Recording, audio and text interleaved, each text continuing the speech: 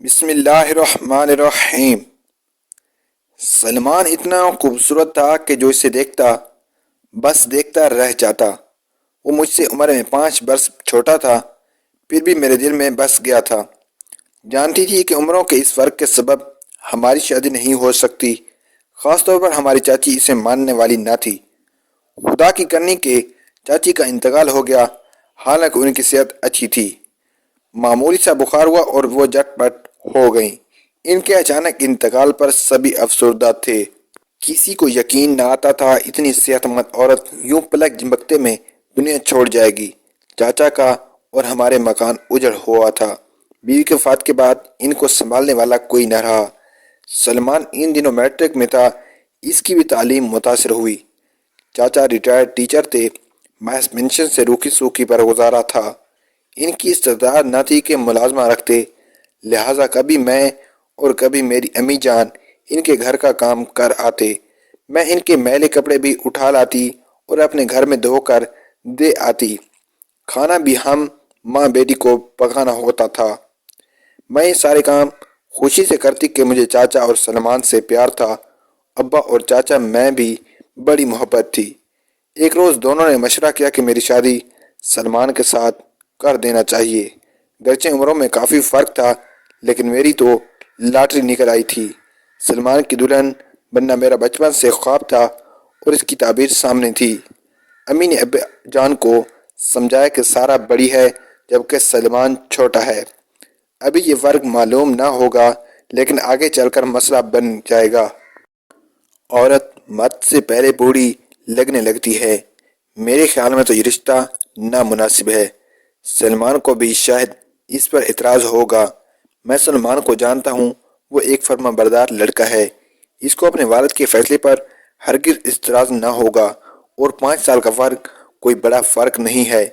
سلمان ہمارا خون ہے، اس سے بے وفائی کا کوئی خطرہ نہیں ہے۔ وہ شریفوں کی اولاد ہے۔ ہماری لڑکی سے شادی ہوئی تو آخری دم تک اس رشتے کو نبھائے گا۔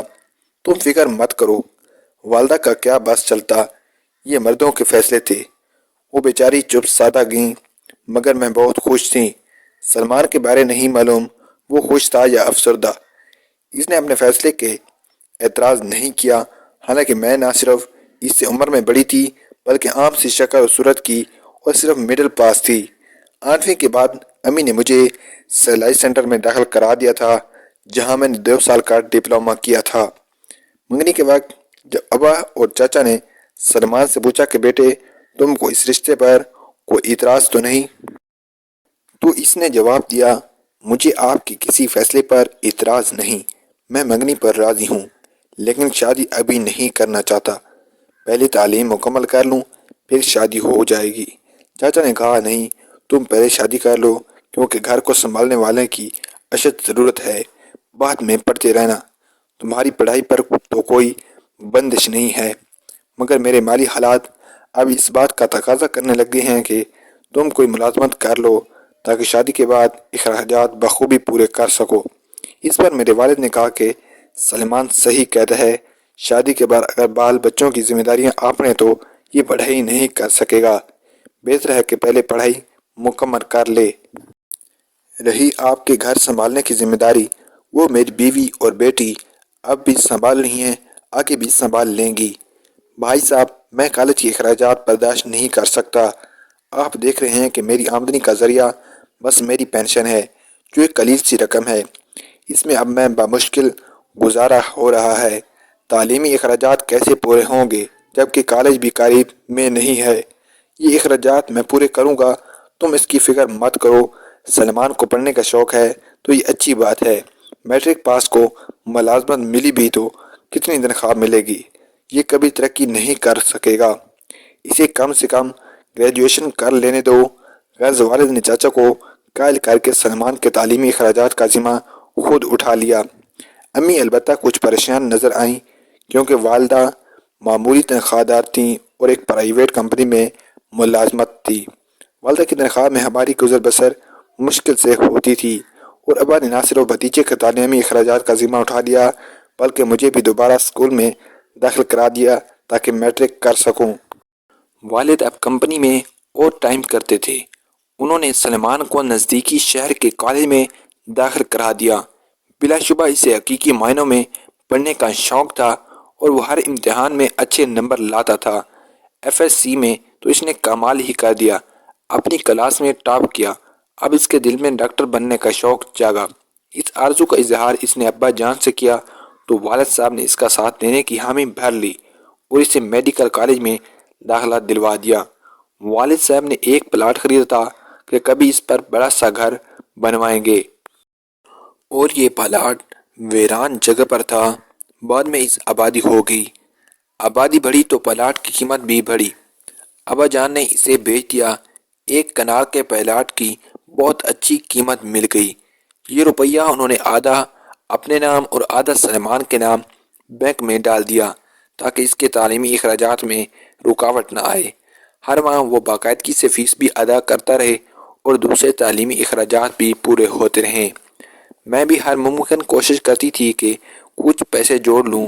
جہاں سے سلائی کا ڈپلومہ لیا تھا وہاں انہی دنوں ایک ٹیچر کی شادی ہوئی۔ اس نے اسکول چھوڑ دیا۔ اس نے مجھے بتایا کہ سلائی سینٹر میں جگہ خالی ہے اور ٹیچر کی ضرورت ہے، تم قسمت آزمائی کرو۔ میں سینٹر گئی۔ ہیڈ مسٹریس اور تمام اسٹاف مجھے جانتا تھا۔ ان کو علم تھا کہ میں کتنی اچھی سلائی کڑھائی کرتی ہوں۔ انہوں نے تبھی فوراً جواب دے دی۔ اس طرح میری تنخواہ سے گھر کی آمدنی میں اضافہ ہوا تو سلمان کے لیے میں کچھ رقم جوڑ پاتی تھی۔ میں نے سلمان کی خاطر نوکری کی تھی تاکہ اسے کسی طرح کی بھی مالی تنگی محسوس نہ ہو۔ میڈیکل کی تعلیم کے اخراجات کافی زیادہ تھے۔ پھر وہ اچھے لباس میں جاتا تاکہ اس کی پوزیشن بنی رہے اور کوئی اسی قریب نہ سمجھے۔ یوں ہم سب گھر والوں نے اپنا پیٹ کاٹ کر اور پائی پائی جوڑ کر اس کی تعلیم کا خرچہ نکالا۔ سلمان اب اور زیادہ خوبصورت ہو گیا تھا، لیکن اسے اپنی خوبصورتی کا احساس نہ تھا۔ وہ تو بس پڑھائی میں مگن رہتا تھا، جبکہ مجھے اپنی طبعی صورت کا احساس تھا۔ سوچتی تھی کہ کیا خبر کبھی اس بات پر میرا منگیتر مجھ سے دور ہو جائے۔ میڈیکل کالج میں ان کے ساتھ بہت خوبصورت لڑکیاں پڑھتی تھیں اور امیر گھروں سے بھی تھیں۔ میں ان کا مقابلہ نہ کر سکتی تھی۔ جن کو صرف اپنی پڑھائی سے لگن ہو اور اپنے اچھے مقصد پر دھیان رکھتے ہوں، ان کو پھر کوئی نہیں لبھتا تھی اور نہ ہی ظاہری حسن کی پرکشش وہ اپنا وقت برباد کرتے ہیں۔ خدا کا شکر کہ سلمان ایسے نوجوانوں میں سے تھا جسے احساس تھا کہ اس کی تایا کس قدر نامساعد حالات کا مقابلہ کرتے ہوئے بھی اسے تعلیم دلوا رہے ہیں۔ بس اس نے دوسری سب باتوں کی پرواہ نہ کرتے ہوئے صرف اپنے مقصد پر نظر رکھی کہ اسے ایک کامیاب ڈاکٹر بننا ہے۔ غربت اور اس کے عذابوں سے نکلنے کے لیے بس یہی ایک راستہ تھا جس پر چلنے کی اس کی دیانتداری سے قسم کھا رکھی تھی۔ محنت رنگ لاتی ہے۔ محنت سے انسان کا کامیابی کا زینہ طے کر کے اپنے مقاصد کی بلندیوں پر پہنچتا ہے۔ سلمان کی محنت اور ہماری قربانی رنگ لائی اور وہ دن آ گیا جب وہ ڈاکٹر بن گیا۔ شہر میں ہی اس نے ہاؤس جاب مکمل کی تھی، پھر وہاں پریکٹس کرنے کی خواہش ظاہر کی۔ چاچا نے اس صورت میں اسے شہر پریکٹس کرنے کی اجازت دی کہ وہ شادی کر کے اپنی دلہن کو ساتھ شہر جائے گا۔ اس نے یہ بات مان لی اور ہماری شادی ہو گئی۔ میرے خواب کو بھی تعبیر مل گئی اور اس کے خواب بھی پورے ہونے لگے۔ شہر میں سلمان نے کرائے کا گھر لے لیا۔ اس میں بھی میرے والد نے اس کی مدد کی اور میں اپنے شریک زندگی کے ہمراہ پہلی بار شہر آ کر رہنے لگی۔ ہم دونوں کے پاس نئی زندگی شروع کرنے کے لیے کوئی خاص جمع پونجی نہ تھی۔ جو گھر میں ہم نے یہاں لایا تھا اس کا کرایہ بھی والد صاحب دیتے تھے۔ شہر میں میں نے اپنا سلائی کڑھائی والا ہنر جاری رکھا اور اچھے پیسے کما لیتی تھی۔ ہر طرح سلیمان کا ساتھ دیا، کبھی ان کے آگے تنگی کا رونا نہ رویا۔ سال بعد اللہ تعالیٰ نے ہمیں ایک بیٹے سے نوازا اور وقت کے ساتھ ساتھ ہمارے حالات بہتر ہوتے گئے۔ حالات بہتر ہوئے تو سلمان اعلیٰ تعلیم کے لیے لندن چلے گئے۔ اس دوران میں اپنی والدہ کے پاس رہی۔ شوہر کے جانے کے 3 ماہ بعد میرے دوسرے بیٹے کی پیدائش ہوئی۔ وقت برحال گزر جاتا ہے۔ یہ وقت بھی گزر گیا۔ جب وہ اسپیشلسٹ بن کر آئے تو اچھے دنوں کی امید بر آئی، لیکن ان کے آنے کے بعد میں اپنے شوہر کو جوان اور خود کو بوڑھی تصور کرنے لگی۔ وقت کی گردش کا ان پر کچھ اثر نہ لگتا تھا، یا شاید میں اتنے سال خود سے بے خبر رہی تھی۔ میرے شوہر خوبصورت تو تھے، باہر رہ کر آئے تو مزید خوبصورت ہو گئے۔ مجھے اپنے شوہر سے بہت محبت تھی اور میں بھی میرے محبت کا دام بڑھتے تھے، مگر جانے کیوں مجھے اپنی بدصورتی کا کمپلیکس ہو گیا تھا۔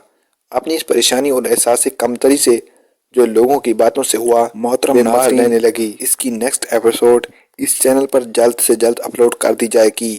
ہمارے چینل کو سبسکرائب اور ویڈیو کو لائک کیجئے تاکہ جب بھی ہم یہ ایپیسوڈ اپلوڈ کریں تو سب سے پہلے نوٹیفیکیشن آپ کو ملے۔ والسلام، ملتے ہیں کسی نیکسٹ انفارمیٹیو ویڈیو میں، تب تک ہمیں دیجیے اجازت۔ اللہ حافظ۔